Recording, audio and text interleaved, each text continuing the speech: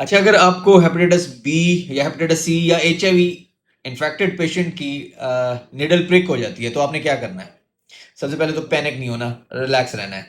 जहां आपको अ, हुआ है, प्रिक हुआ है, उसको टैप वाटर से के नीचे धोना है आपने, और साबुन से धो लें। बहुत ज़्यादा उसको कुचलने की ज़रूरत नहीं है, बहुत ज़्यादा मसलने की ज़रूरत है।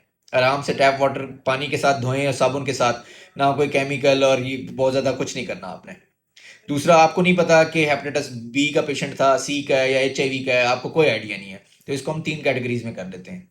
अगर हेपेटाइटिस बी का नॉन केस है वो, और आप भी हेपेटाइटिस बी की अगर आपने वैक्सीन लगवाई हुई है, तो फिर तो रिलैक्स रहें, कोई अमूमन कोई मसले वाली बात नहीं होती।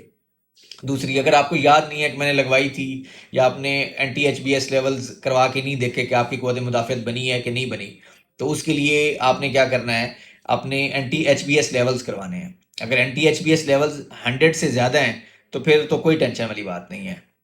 या अगर आपके anti H B S level 10 से 100 के बीच में है, तो आप एक बूस्टर डोज लगवा लेंगे, आपको उसमें इम्यूनोग्लोबुलिन लगवाने की ज़रूरत नहीं है। अगर आपके anti H B S levels 10 से नीचे हैं, तो फिर आपने पैसिव और एक्टिव इम्यूनिटी दोनों रखनी है, आपने वैक्सीन भी लगवानी है और आपने इम्यूनोग्लोबुलिन्स भी लगवानी है। अब आते हैं, अगर हेपेटाइटिस सी वाला पेशेंट है, वो आपको अगर प्रिक हो जाता है तो, क्योंकि हेपेटाइटिस सी की वैक्सीन कोई नहीं है, लेकिन अच्छी बात यह है कि हेपेटाइटिस सी का ट्रांसफर रेट बहुत कम है, लेस देन 1 है, 0.3% में ये ट्रांसफर होता है, और वो भी डीप इंजरी के जरिए। तो उसमें भी आपने परेशान नहीं होना।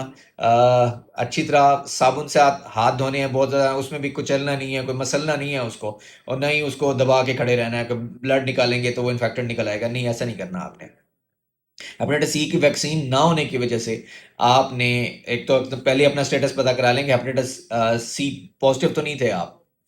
अगर अगर आप सी पॉजिटिव नहीं थे, तो आपने 6 हफ्ते के बाद पीसीआर करवाना है अपना। उसमें देखना है कि अगर खुदा न खास्ता ट्रांसफर तो नहीं हुआ। अगर हो भी गया तो कोई परेशानी वाली बात नहीं है, हमारे डायरेक्टली एक्टिंग एंटीवायरल्स डी बहुत अच्छे हैं, उससे 100% क्योर हमारा हासिल हो जाएगा।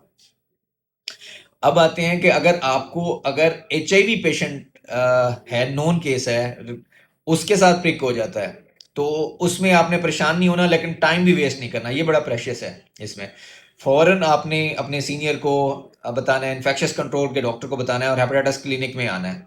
उस पे आपको विद इन 2 आवर्स हम एंटी रेट्रोवायरल ड्रग्स हैं वो शुरू करवाएंगे, और 28 दिन तक ये आप गोलियां खाते रहेंगे।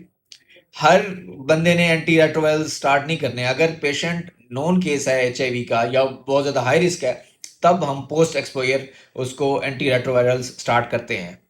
अपना और अपने साथ वालों का ख्याल रखें। Thank you.